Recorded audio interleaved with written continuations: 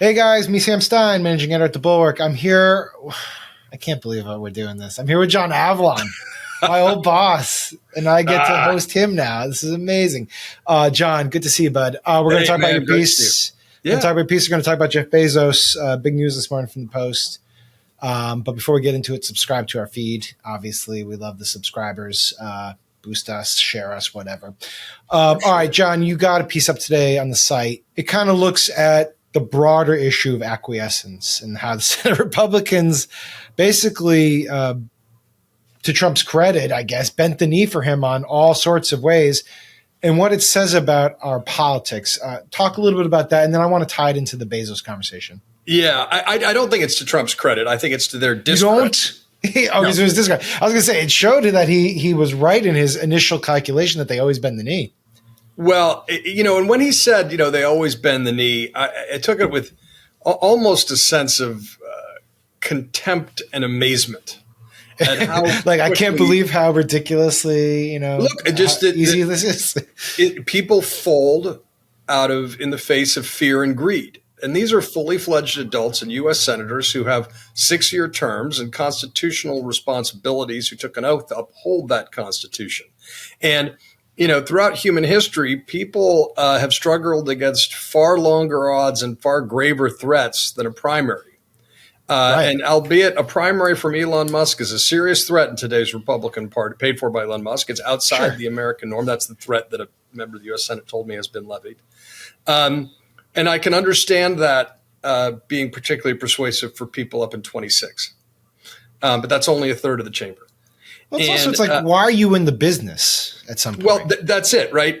Is country over party being abandoned by those folks? Certainly not rhetorically, but those are the stakes, right? That's the underlying issue. And, for folks who've been paying attention to me as a columnist and author, I've been warning about the dangers of hyperpartisanship and polarization since my first book, which came out literally, 20 years ago.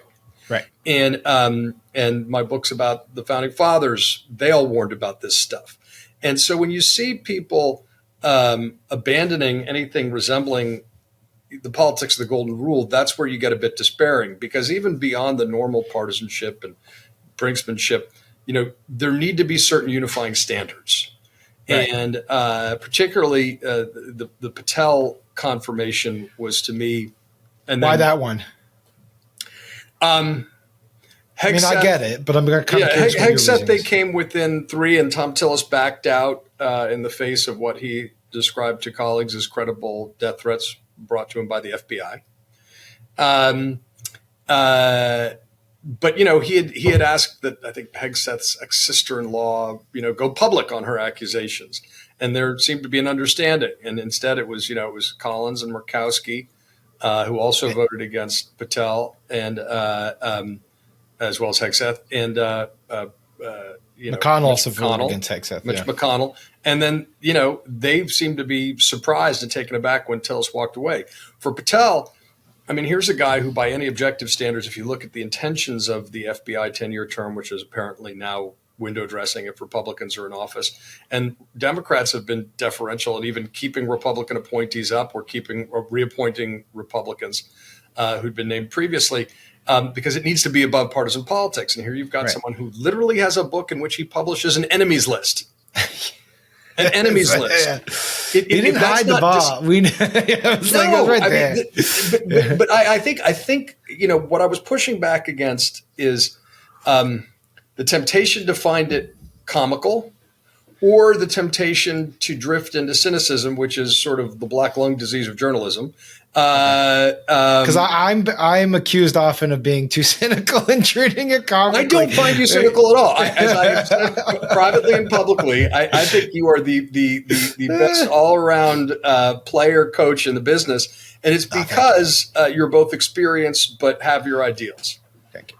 Let's expand this. Okay, so you write about all the acquiescence. I think you make the valid point that we can't both sides this stuff. There's no alternative universe in which, correct, future President Westmore picks, I don't know, Joy Reid to be, even that wouldn't rise to the same level unless she publishes a book with an enemies list. But yes, right, exactly. It doesn't make sense. You can't actually. There is no both sides. And then we're talking though about the larger issue, which is sort of institutional decay. Yes. And to that degree, it's, the Senate is an institution. It basically forfeited its power, at least the Republicans did. And then you have the press, and this is how we can shift over to Bezos, which is the press, obviously, during the first Trump term was, to borrow a word, a bulwark against what was going on there. And now this time around, what we see is both a direct frontal assault on the press by the White House in the form of excluding outlets they don't like from the pool. And we get announcements like this morning, although I think it's a little bit more nuanced, but just to get people to see, this morning, Jeff Bezos, publisher of the Washington Post, obviously incredibly wealthy, a multi-billionaire with business for the government, founder of Amazon. He says essentially that the opinion page of the Post is no longer going to publish anything but a support and defense of two pillars: personal liberties and free markets. And then he says this, quote, "We'll cover other topics too, of course, but viewpoints opposing those pillars will be left to be published by others." Okay, so there's multiple ways to view this, right? What's your initial take here? My initial take is to not assume the worst, although I'm acutely aware that, for example, when Elon Musk bought Twitter, I was skeptical, but I also said of his desire, as someone who is a centrist, if he wants to do things like make algorithms more transparent, that there were positive things. So there was room for improvement on the old. Right. In the abstract, these things are very defensible. If not, you can even make the case that they're good. Yes. Yes. If you believe in classical liberalism, not to put it in amber, but the idea of free markets and free people and, the things that there's a broad degree of historic bipartisan consensus for, to the extent that politics has, ideas underneath it, which I would still like to think it does, as opposed to just tribal resentments and grudge matches. The idea of basically called free markets and free people. Okay. And I would also, like to think that, owners get a degree of deference. Now, traditionally, the best owners have broad patriotic impulses, but they don't get involved in much of the day to day, right? They hire, it's sort of a republic model. They hire individuals to be good stewards who are not inconsistent. And who they believe will generally reflect what they believe. Correct. Now, I think it was a Deal Book, Bezos explained that his initial decision to cancel the Kamala endorsement had been long planned and was unfortunately timed. And again, sure. I think it's important, as Barack Obama once said, democracy depends on an assumption of goodwill among fellow citizens. Okay. And so on the other hand, he also sort of, said he thought we would find a more tempered, responsible Donald Trump this time around. And whether that was the triumph of hope over experience, I think that answer should be self-evident. Right. I was troubled to see that David Shipley, so the other news here is that David Shipley, the actual opinion section editor, who's been there for a couple of years, won some awards for his work. He left because Bezos said either you get on board enthusiastically or you probably should leave. And Shipley said, okay, I'll leave. Yeah. And obviously that's against a larger backdrop of drama at the Post. To me, it comes down to this, right? If papers historically, and this is me as a former editor-in-chief and editor of two anthologies of America's greatest newspaper columns, in the past we had a lot of partisan papers, but there's always a third tradition of papers that tried to rise above it, right? Right. The question is, for me, first of all, who does he hire? Because we already have a Wall Street Journal editorial page. Right.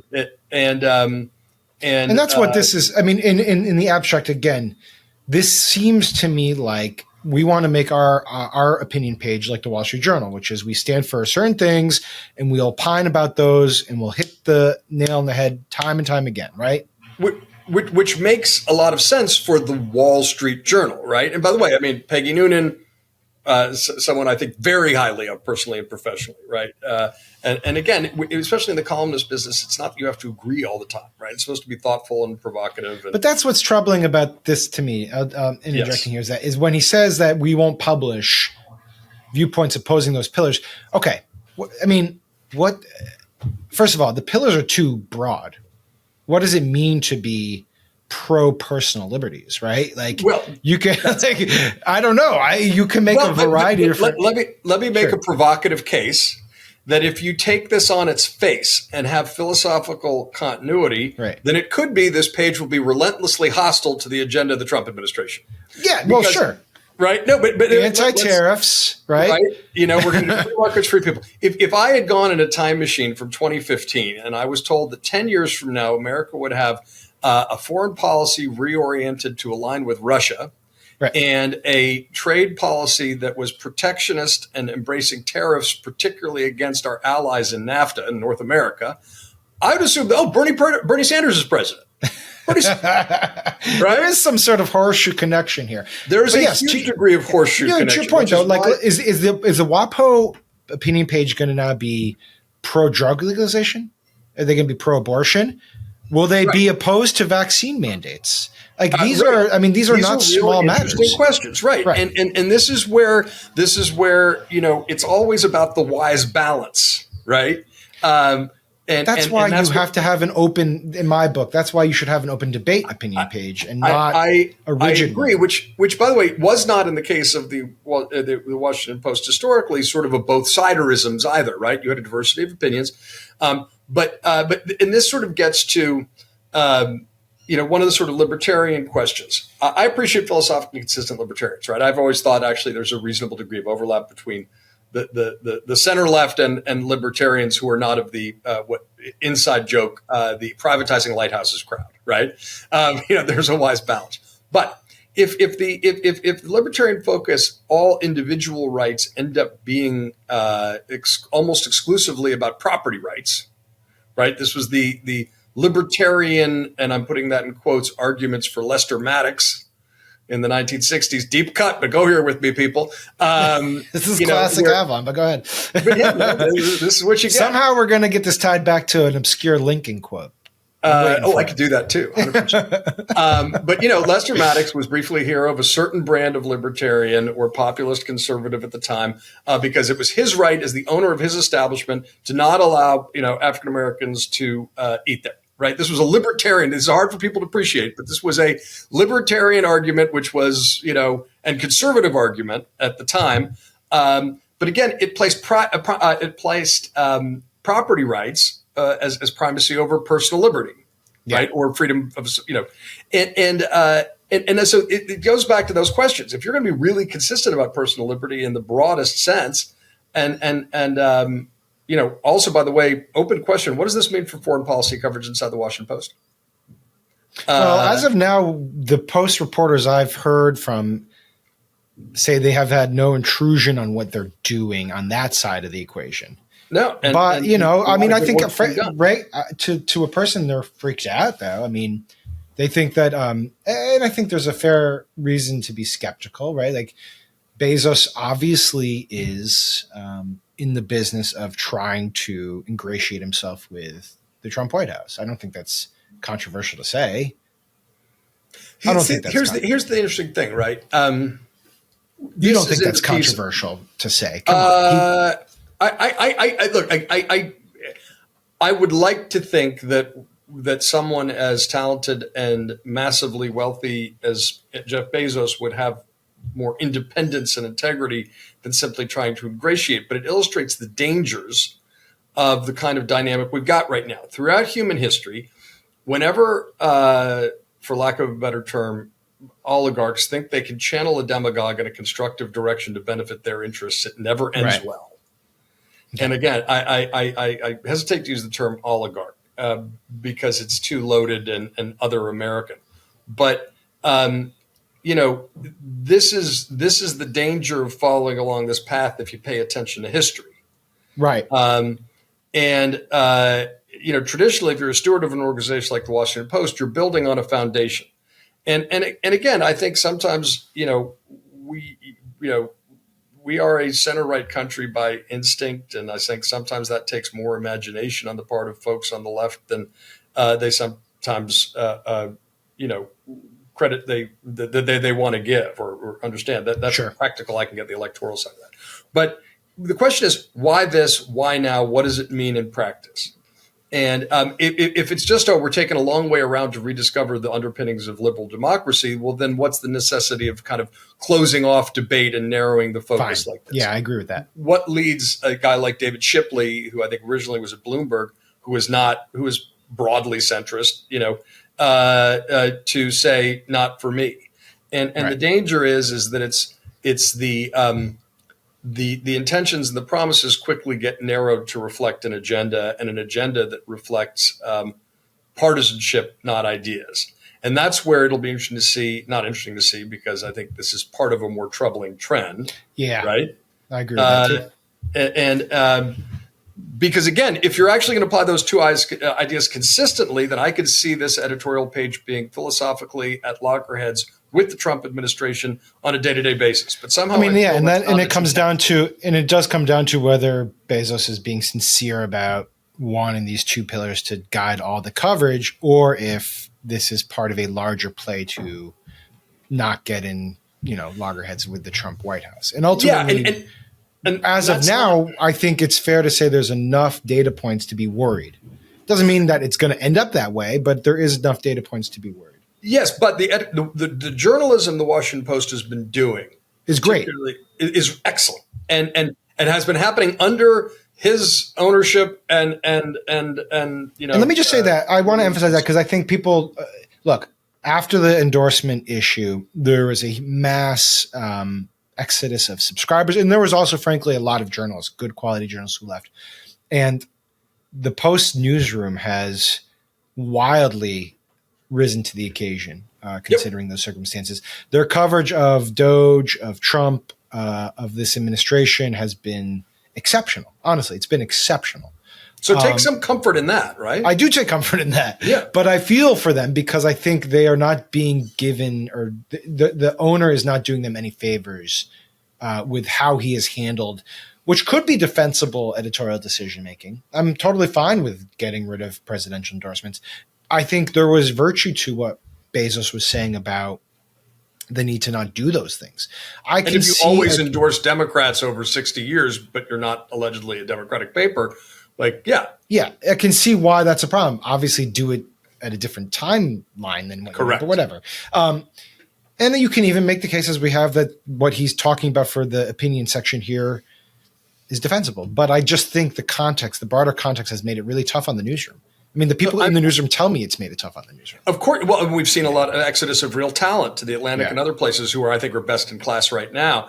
I think that, a lot will depend on who replaces Shipley, and that will sort of give away a lot of this. If it's actually about refocusing or principle, focus, then that will be clear, and it will not end up being an exercise in sort of articulated toadyism, and I very much hope that's the case. And look, I say this. I wrote an essay in a book called "The Center Must Hold" that came out last year.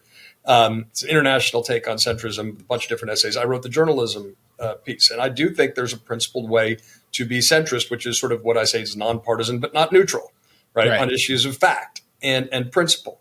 And I think a lot of people who often try to sort of, a lot of the strategies of being centrist on the one hand, on the other, that folk, don't work. So I think a lot will be revealed when we see who replaces David Shipley. But again, if this is just about corralling things to be in line with a current administration rather than deeper ideas and ideals, which is the promise, then that's contrary to the purpose of an editorial page. But again, the reporters at the Washington Post have been doing an excellent job under Bezos's ownership covering this administration. And that needs to be understood and I think appreciated in context as well. All right, man. Well, that was a good, healthy conversation done under 20 minutes. There you go. That's all you need in the morning. All right, Avlon, appreciate you, brother. Thank you so much for joining us. All right, man. Anytime. Take care. Hey, YouTube fam, if you want to support the Bulwark, the best way to do it is by becoming a YouTube Bulwark Plus member. The Bulwark is truly independent. We have no corporate overlords. We're not settling any dumb lawsuits with Trump. By joining, you help support our work, and you can get a bunch of perks right here on this platform. ad-free content, bonus videos, live streams, and some emojis of me, which I guess some people want. So come join, come hang out, become a Bulwark YouTube Plus member, and I'll be seeing you in the comments. So behave.